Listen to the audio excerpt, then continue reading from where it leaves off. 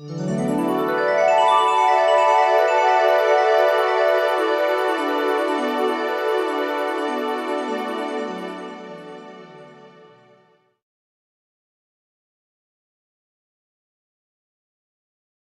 next presenter is Charmaine McCowan. She has a passion and celebration of the diversity among world people, which began at the age of 16 during her travels while attending the international school and performing in the musical show Up with People.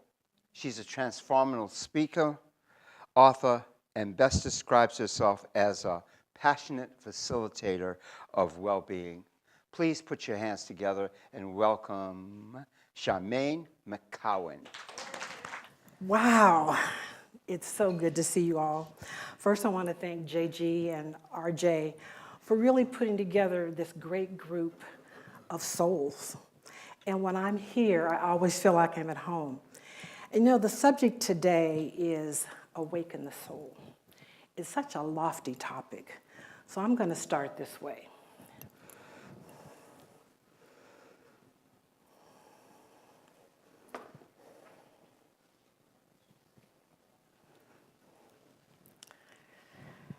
Can you feel it? There is an energy in this room. So I want you to take a moment and just be quiet. And in this quiet moment, I'm going to ask you to put your hand across your heart. And when you do that, I want you to not only feel your heartbeat, I want you to hear your heartbeat. And in this stillness, feeling the heartbeat, what would it be like to also feel your soul? Our topic is awakening the soul. And how do we really do that? So today I'm going to share with you what I consider my methods and my versions of awakening the soul. And my philosophy is that all roads lead to the heart. And then we connect the heart and the soul, it transforms both of them. And so I'm going to start by asking, where does the soul come from? You know, we use, I'm African American, I use soul sister all the time, and we laugh at that. But the soul, the word, is a Germanic word, and it's interpreted as life, spirit, and consciousness. And the word comes from a verb that's called blow, and it talks about breathing. So to connect to the soul, there's always a breath part. In Genesis, God spoke of the word Nepesh and Heya, and literally that means soul breathers and life breathers. So in order to connect to the soul, there's a breath that we must have. So I believe that there's 3 pathways to connect to the soul: prayer, visualization, and meditation. And I'm going to describe them today, but I'm going to describe them the way I describe them. So it's not in a box. You don't have to feel that way. But when I think of prayer, prayer is the way that we talk to God, that we actually have this contact of really communing with God through words. And then we have visualization, and that is the imagination and everything coming in and how we see God in the flowers, in the trees. And last, there's meditation. And meditation is listening to God. So you heard me say, talk to God, see God, and then listen to God. So no one way is the way to get to the soul. But if you could imagine, do we have any skaters here? No skaters? Okay.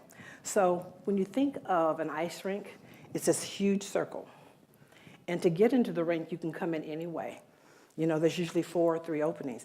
So you could come in through the prayer door, you could come in through the visualization door, or you could come in through the meditation door. It doesn't matter. But if we have this visualization of the skating rink, in the center is the soul. And the whole point is to get to that center, which means you can't hang out around the edges. And if you've seen any of the Olympics and seen our skaters, when they get ready to do something that's so powerful, they're not on the edges. They're always in the center. They're in the center because they can go around to build up their speed, but once they're in the center, that's where their power is. So I want to know if you're willing to play with me today. Do I get a yes? Yeah. Okay, so we're going to take a journey and we're going to talk about prayer, visualization, and meditation. And the first thing I'm going to do is I'm going to ask you to just close your eyes. And we're going to go on this journey together. And we're going to actually climb a mountain. So we start climbing, and each step we take takes us higher and higher. And each step we take, it gets cooler and cooler. And then we reach the top. When we reach the top, we look out on these ranges of mountain peaks. And we're surrounded by a layer of clouds. We can see other mountain peaks just peeking through the cloud layers. But this coolness actually wraps around us. So I want you to just sit still with being on that mountain peak and just feel that coolness wrap around you. And now I want you to take a nice, slow, deep breath and just relax into this coolness. And along with this coolness, there's a quietness and there is a stillness. Now what I want you to do is see yourself standing up and taking your hands and cupping it to your mouth and calling out your name.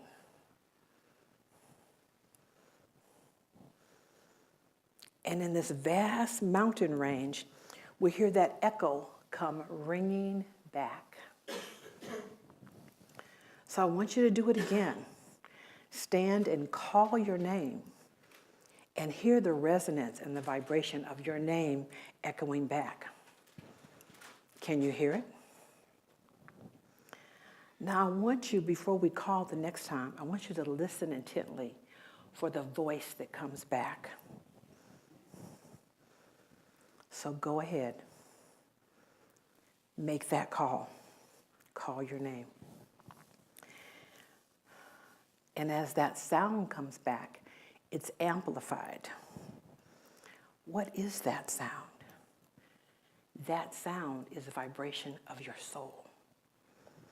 It is a resounding echo that is filled with the vibration of the universe. And that unique vibration resonates and calls back to you. This is your soul. So what comes out of this echo? It's a still small voice, but it's a still small voice that is magnified. This is knowing your soul, and more importantly, recognizing the uniqueness of your voice. I don't know if you know it, but there are no two voices that are the same. Every voice is like a fingerprint. So therefore, your voice carries a vibration, and your voice carries a vibration of your soul. And if we think that voice is breath and that breath is soul, you now know what your soul sounds like. So now you've heard your soul, you put your hand on your heart and you felt your heart. And what you've done, you've just experienced your soul. So the next question is, we've come back from the mountain and we're here again. How do we know that the soul is awakened?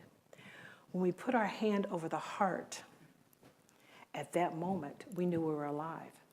And when we heard that voice, that was letting us know that our soul is awakening. Now, does it mean that your soul is totally awake? Maybe not. But if you take those three methods and what I told you about the skating ring, prayer, visualization, meditation, you can use any one of those doors to begin to awaken your soul, or a combination. Because like all good skaters, you can't go around one time and think you're perfect. You keep adding and adding and adding. And you might use prayer, visualization, and meditation. You might use all three. But you have the skills and the tools to begin to listen to that voice. And we've always heard the still small voice. So there's a part of the stillness and the listening that resonates with the soul and brings us into a knowing. And that's how we get there. I've come to believe that the awakening of the soul is how everyone discovers their genius, how everyone discovers their passion and their gifts. Because if you think that the voice is unique and the soul is unique, then there's an imprint for your genius. And there's an imprint for what you've come here to do. So I found that my gift is writing. And so I have something I want to share with you today. Yes? Me? Okay. You can tell me about my surprise. Yeah, well, I heard that she's got a surprise for you guys. So, what is it? I want to know. So on your seats, there's a card. Oh, okay. Okay. We'll go get my card. There's the card.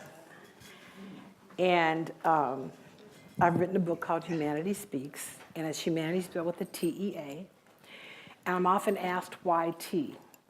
Tea is the most consumed beverage on the planet except for water.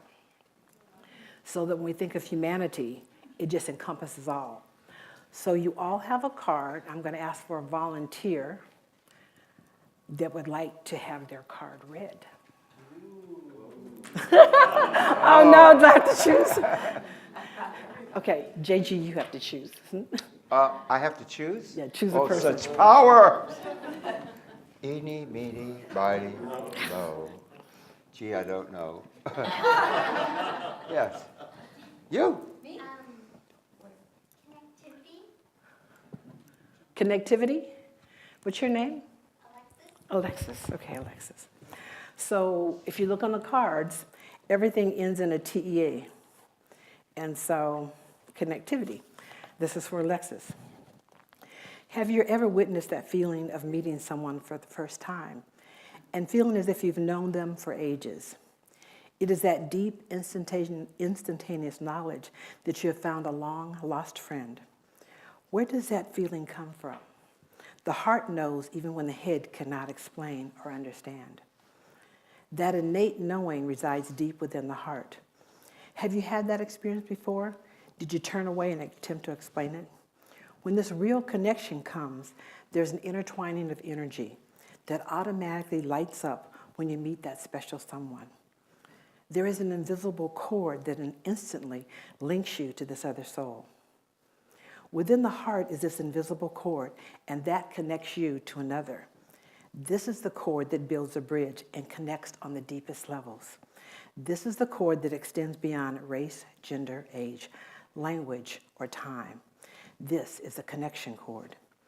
And when you pull this cord, it opens the heart, ignites a fire, and lights the soul. And when the soul is lit, you know you've connected to a kindred spirit and found your home. The question is, will you trust this knowing? Will you trust this unexplainable connection? You have drawn this card because you have experienced this type of connection before. And how many of those times did you turn away? Now you're being asked to pay attention. Those connections are here to open your heart and light your soul. Your connections are calling you. Will you answer? Wow. So that was for Alexis, but I found that sometimes when you're a group, we all create a group consciousness. So whatever card you got today, there was no coincidence. So I'm going to ask one person to choose a card for all of us. I need a volunteer. For the group. For the group. So who's going? Oh, Barbara. Okay.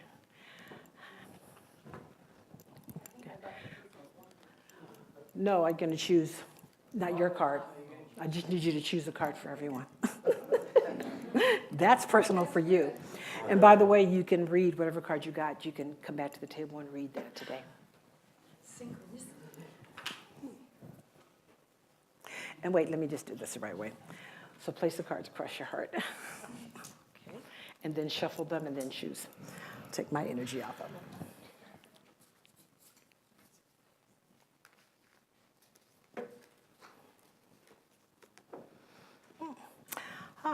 She chose the audacity card.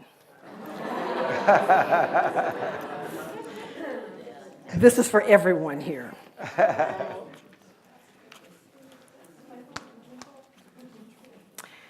Where does your courage live? There was a time when you knew with certainty that all things were possible, when you believed it with every soul in your body. A time when you did not just say it, but you believed it. A time when you were unafraid to march boldly, swim deeply, and jump off the edge. A time when you openly and unabashedly shared ideas and made no excuses if others got you or not. Now, where does your courage live? Better yet, where do you hide your courage, and what are you afraid of? Do you now have to convince yourself that you are worth it, that your ideas, thoughts, and dreams are possible? Ask yourself, have you forsaken an idea, a dream for something that is mediocre, comfortable, and less brilliant? Why haven't you stepped forward and stepped into the audacious spotlight that is waiting just for you? Audacity asks the question, where does your courage live? Your courage to laugh in the face of danger, smile when storms of trials hammer you, and run with wild abandon towards your dream. If ever there was the time to summon your courage to be bold, daring, and unafraid, that time is now. In this moment, you have enough. You are enough. Enough will carry you far, but being your audacious self will carry you beyond your wildest dreams. Thank you.